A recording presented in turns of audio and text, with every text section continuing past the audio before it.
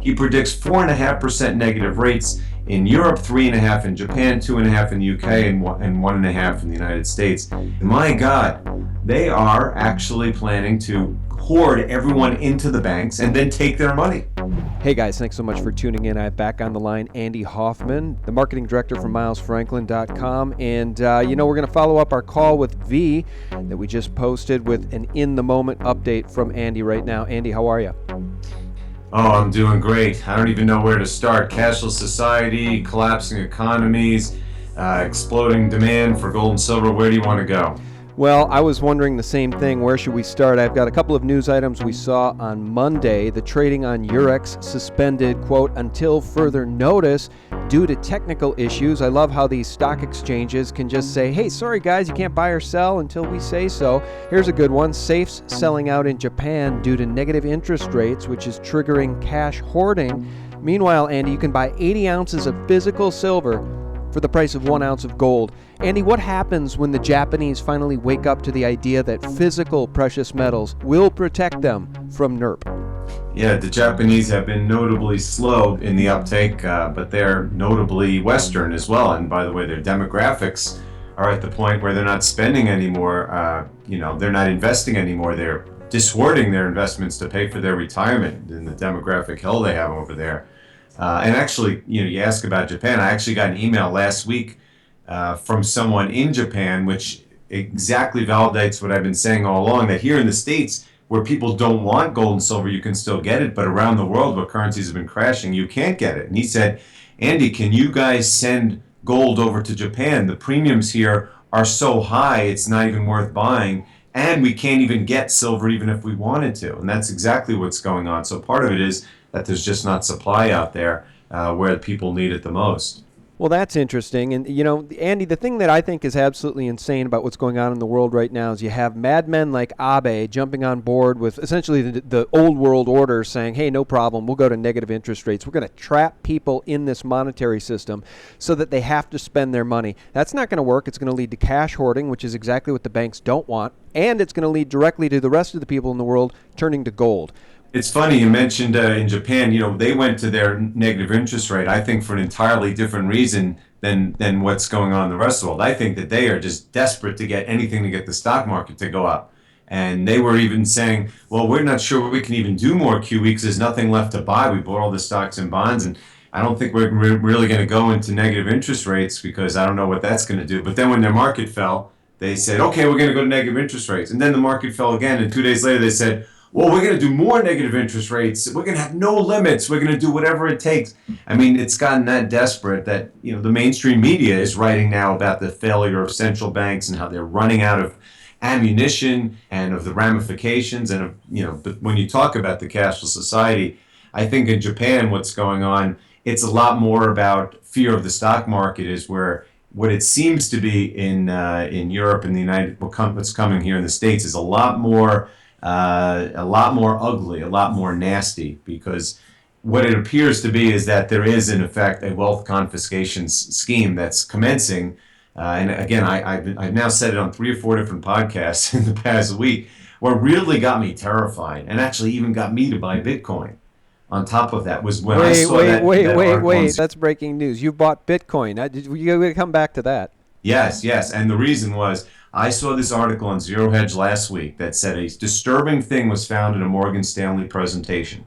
And in it said there was a high-ranking Morgan Stanley analyst, probably the head strategist or someone high up in the organization who's high up enough to go to Davos. And he's at Davos and he comes back and he's all excited. He puts out this presentation that he gives, I'm sure, only to his top high-worth clients. And in it he has a quote from a, quote, global high-ranking policy maker, which can only be someone from the ECB or the Fed or the IMF. And the guy's quote was, we need to introduce a cashless society as soon as possible so we can introduce negative rates well below 1%. And on that very same day, a JP Morgan analyst comes out and says he predicts 4.5% negative rates in Europe, 3.5% in Japan, 2.5% in the UK, and 1.5% in the United States. And I said, my God, they are actually planning to hoard everyone into the banks and then take their money. I mean, that's what's going on in the world. And of course, that'll happen in Japan too, and it'll happen everywhere. In fact, it's already happening in certain ways in parts of Europe. In Norway and Sweden, it's already cashless. And in Spain and France, you can't make transactions of more than €1,000. But given all the failures I'm talking about of QE and ZERP and even NERP now, I think that this is what the new plan is. This is the only way to prolong the system, is to control it by getting everyone into the banks. And as a result, I think that, it's no coincidence that gold and silver exploded, that Bitcoin is breaking out. I think people are terrified that they're going to have their wealth confiscated, which is exactly what will happen. Yeah, all right, we're going to circle back to this Bitcoin thing. I need to ask you why you bought Bitcoin, what your thinking is on that. But first, you're right. They are trying to trap people around the world into their funny money fiat system. And we know the ECB is seriously considering pulling the €500 note from circulation. And now, according to Zero Hedge and others, calls are growing louder for the Fed to do the same with the $100 bill. And of course, we see Larry Summers piggybacking on that, making the excuse that, if we ban the $100 bill, we'll curb corruption and all that other nonsense, Andy, when we know that the core of corruption, including the money laundering for drug organizations and terrorist organizations, is at the big criminal international banks. So we know that's nonsense. They want to trap people into cash. And this push for a cashless society, wherein, according to Zero Hedge, monetary authorities can effectively force citizens to spend and thereby boost the economy by simply making interest rates deeply negative, end quote.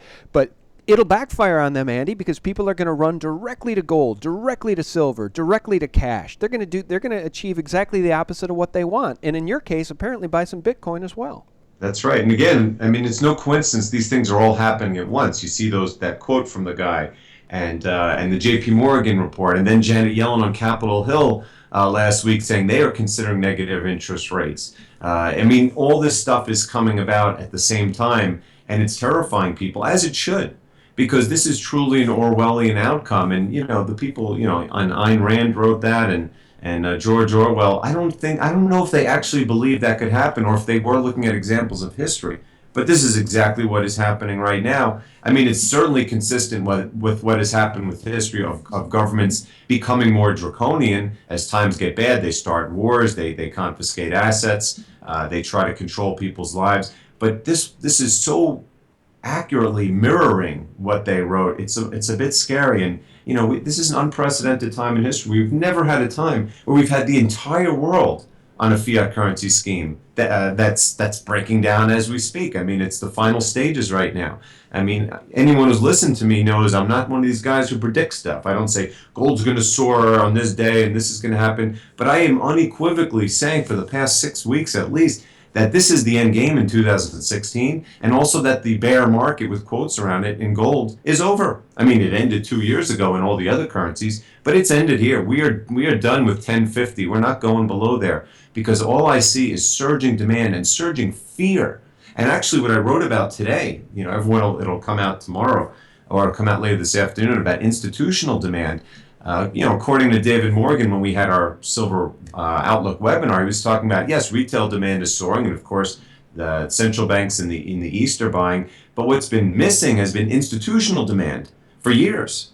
They have not been buying because the stock market's been going up, and they've been propagandized that everything's great. But they are buying now. That's why the mining shares have been surging. That's why the GLD's inventories are surging. And that's why, most importantly to me, the closed-end bullion funds, the CEF, the FIZ, the PSLV, their discounts to net asset value are disappearing. In fact, the PSLV silver bullion is now trading at a 2% premium to its net asset value, and the FIZ is right at net asset value. These funds, when they get slightly higher, are going to do massive offerings that are going to cause dramatic amounts of physical buying by the institutions that are going, remember in late 2010, it was FIZ going public, which catalyzed silver going from $20 to $50. And now that the institutions are flooding into these institutional assets, particularly these, because they have the ones that can do the most damage to the cartel, I can foresee shortages in mass by later this year. Yeah, I agree with you. And we just did an interview with a mining company insider, the co-founder of Orin Resources, and he notes the exact same thing that you do. The bottom is in. This is the turn, and you need look no further than the GDX, the performance on the GDX for mining companies just over the past month, going from 12 and change past 18. This is the turn, Andy, because the world is waking up to what these criminals are doing. And I know you don't like to make predictions, and I know you don't often like my sort of occult interpretation of the data, right? I like to look at what these criminals are doing and how they use their mainstream Mockingbird media publications to telegraph what they're going to do. And I got to come back to that 1988 Economist magazine cover with the phoenix rising from a burning pile of fiat. And around the phoenix's neck is a gold medallion that says 2018, and the cover says, "Get ready for a world currency." They are burning down all of the nation states' currencies right now, and negative interest rates is really the last step in that process. And it looks to me like this 2018 could definitely mark the end of the dollar, could definitely mark the beginning of their aims to get us into a one world currency. And the most important thing is, again, whether that's true or not, and whether what they wrote in the past had something to do with the future, I don't know. But remember, the reason that we own gold and silver or Bitcoin or any of these things is not because we even care about a future monetary system. We just know that the current system is going down in flames, and we are protecting our purchasing power from what happens. Personally, I don't really care if there's ever a gold standard again. I suspect there will be once everything crashes. There'll be a system based on sound money, but that's way in the future. I'm talking about protecting myself right now. And whether what you say is true or not, it doesn't matter. What matters is that you are protected, because between now and then, there's going to be a very, very difficult time, and you need to give yourself the best chance of surviving through it and perhaps thriving. Yeah, and that's what we're here to do. We're here to wake people up and document the collapse because time is running out. We've been saying that for a long time. We've been ahead of the curve because anybody that's been following us, Andy, for the past 5, 6, 7, 8 years has had time to stack and acquire over time. Dollar cost average, do whatever you have to do to diversify out of the paper dollar. Now, let me ask you what your thinking was on Bitcoin. Why Bitcoin and why now? And how much Bitcoin? I know you're still dedicated to your physical silver and your physical gold. What was your thinking on Bitcoin? Well, I assure you I haven't sold any physical gold or silver. This is more about of taking cash and getting it out of the system. Look, I've written about Bitcoin, particularly a year or two ago when there was a lot of hype about it, when it was moving, when first it surged and then it plunged, about how I've said there's going to be a dramatic amount of increase in interest in alternative currencies. But as for my view of it as actual money, that's difficult to ascertain because it has no history of having intrinsic value or storage or the ability to store value. That doesn't mean it couldn't happen, but I'd be skeptical about it. But that said, here we are 2 years later, and their technological issues clearly are largely addressed because we're not seeing the hacking issues. And yes, I can start to see that yes, it does have an intrinsic value, in that, assuming it remains limited in its amount, people are starting to view it as a store of value. And again, it's a risky speculation. I mean, it's less than 1% of the gold and silver I own, but I believe that people will want to take that speculation because they are terrified of having their money within the system. I, for one, not all of it, but certainly want to have some of it in a vehicle that I believe will have gold and silver-like properties, and that people will believe that they could store their value in it in the coming months and years. Where it ends up, I don't know. If it becomes money, I don't know. But I do know that people are going to, out of fear, buy gold, silver, Bitcoin, and anything else they believe will be able to store value for them outside of the monetary and banking system. Yeah, but I should warn people, and I think you know this, Andy, we've talked about it. Jamie Dimon, the big bankers are petrified of Bitcoin, and in Jamie Dimon's words, governments won't stand for it. They won't stand for these cryptocurrencies, which allow people to operate outside of the spectrum and control of these governments and their fiat funny money printing press machines. So he's predicted that the government will shut it down. But to back you up on what you're saying, Bitcoin is a terrific way to get your money offshore without these tremendous draconian banking fees. That's the upside to Bitcoin. And again, I don't even care if people can transfer money with them. I just know that people can store value. And I don't know that the whole point is I don't think government can shut it down. And, it's funny that Blythe Masters is one who's now from JP Morgan, is now one of the leading people in the Bitcoin community. She runs one of the biggest Bitcoin companies. I don't even know what it does. But look, I don't care what Jamie Dimon says. Jamie Dimon says gold is bad, even though J.P. Morgan himself said only gold is money. Jamie Dimon and the central bankers and the politicians, of course, will just throw out the propaganda. But who cares what he has to say? It's like Goldman Sachs. Everyone gets excited. Goldman Sachs says short gold. It's going to go to $1,000. Meanwhile, 5 of their top 6 trade ideas for 2016 were stopped out in the first 6 months of the year. Meanwhile, they were the ones who were saying all along about how everything's great, we're not going to be in a recession, etc. These guys don't know anything. Who cares? They are part of the cartel, but as far as their knowledge of the future, it's horrible, and more importantly, it's jaded by conflict of interest. So who cares what they have to say? The fact is that Bitcoin, gold, silver, and any way to escape the NERP is going to take on epic proportions in the demand that they're going to see worldwide. And by the way, if the government did try to shut down Bitcoin, what do you think that would do to the price of gold and silver? Because that would mean there'd be only one remaining store of value left. So I'm not too worried about what these guys do. And again, if the government tried to shut down Bitcoin or tried to ban gold and silver, it would only mean the system has already collapsed, which is why I wrote 4 years ago an article that everyone must read called Priceless Precious Metals versus Worthless Dollars.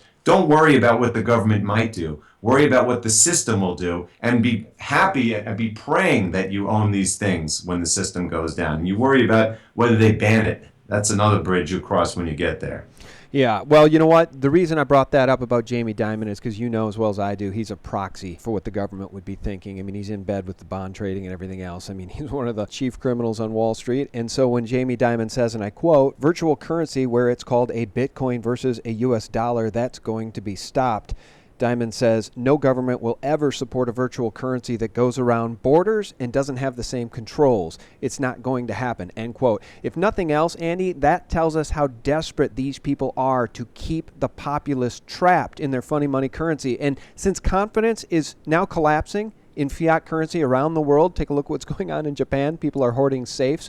And isn't that funny, Sean? What you just described about how he said they wouldn't allow it because it's outside the borders of the money. You could have easily just replaced the word Bitcoin with gold and silver. Yeah, the government could try to ban all that stuff, but all they're going to do, as I said in the article, is make it priceless and make people want to kill to keep it and kill governments that try to take it from them. So I'm not too worried about owning the few things that are going to go up in value. What I am worried about is what the world is going to look like, and for all the people who do not take steps to put themselves in at least a position to fight back. And again, you've never had a more telegraphed position of what's going to happen with the NERP and the cashless society. I mean, people, you are going to lose your IRAs. You are going to have your bank, your money bailed in by NERP and other new methods of taking your money. I mean, it will happen. How anyone could sit there and just let it happen to them is beyond me, because I thought human nature was based on survival, and it's incredible what percentage of the population seems to have absolutely no instinct for financial survival. Yeah, you're right, and is not paying attention to the news, the real news, the news that we're sharing with people right now, right? The antidote to corporate propaganda. I mean, you mentioned pensions being stolen. There was just an article last week in Zero Hedge, 400,000 pensioners suffering a cut of 55% in their monthly income from their pension because the pension is underfunded. And it's reported that that same pension, despite that 55% cut, will go broke within 10 years because there's not enough money coming in from new pensioners to support the existing pensioners. We're seeing this trend all around the country. California, Illinois in particular, is a nightmare situation with their pensions. People will have their pensions stolen, Andy, just like NERP, just like bail-ins, just like they're going to get your money. The Fed lowers rates to zero, so pensions which used to invest in bonds and get normal rates of return were forced into high-yield bonds and stocks. And the only reason they didn't all go broke in 2008 was because the Fed came in with their money printing and market goosing and pushed up the value of stocks and high-yield bonds. Well, guess what? They're plunging again. And you can't even invest in treasury yields now because they don't yield anything. In Europe, they yield negative. So they have no means of making a return anymore. Plus, the economy is getting weak, so all the pension funds are going to go under. I mean, get your money out of funds whenever you can. Get out of and the biggest underfunded pension fund is the government with its IRAs. They're going to take your IRAs. They were talking about it in 2008, and they're going to do it when the next crisis comes. It's guaranteed. It's a mathematical certainty. Get out of pension funds. Get out of IRAs. Get out of anything that you cannot control whether it's in the banking system or the government-sponsored retirement system, and put it into things that you only can control. All right, Andy. Well, you know what? The reason for us having these conversations, Andy, is to try to help people understand that the hour is late. Now, we are seeing a turn in these precious metals mining stocks, and that gives me pause. My suggestion to anybody thinking about dipping a foot in the pool to buy high-quality companies in stock form would be to take delivery of those certificates. The point here, Andy, is that people need to diversify out of fiat dollars as soon as possible. Physical gold and silver is still, I think, the best way to do that, the most intelligent way to do it, because it's outside the system and outside the reach of these criminal banks and governments that want to take what is yours. Andy, I know you have a seminar coming up in Minneapolis, I believe, later this week, don't you? Yeah, we actually have 3 coming up. The one in Denver was a wild success. The one in Minneapolis is on this Friday, the 26th. It's free. Please call us at 800-822-8080 or email me at ahoffman@milesfranklin.com if you'd like to come. It's an all-night Q&A wrap session with myself and the firm's president and co-founder, Andy Scheckman. We also have meetings now on Wednesday, March 16th in Phoenix, which is also free. And we're doing one for a nominal fee on April 21st in Fort Lauderdale, Florida. And there's going to be many more to come. Please, come one, come all. This will be the most exciting night you've had in your financial career, and you'll be around people just like you. There's not many of us. Yeah, and what a great opportunity to meet like-minded individuals. And guys, if you need to protect yourself with physical precious metal, there's only a couple places that I'm willing to do that as far as my money goes. The people that I trust, SD Bullion is certainly somebody we partner with, and we appreciate their support. And of course, Miles Franklin, somebody with whom I made my first precious metals investment years ago. Andy, can you tell people how they can get in touch with you to protect themselves with gold and silver? Absolutely. Miles Franklin's been around 27 years, A+ Better Business Bureau rating. We can be reached at 800-822-8080, or you can email me at ahoffman@milesfranklin.com. All right, Andy. Well, we appreciate your time as always, and we'll be talking again soon, probably the next 3 to 4 weeks, okay? Absolutely. I look forward to it. All right. And guys, thank you for your support at sgtreport.com, thelibertymill.com, and thephaser.com. Real news 24/7. Thanks for listening.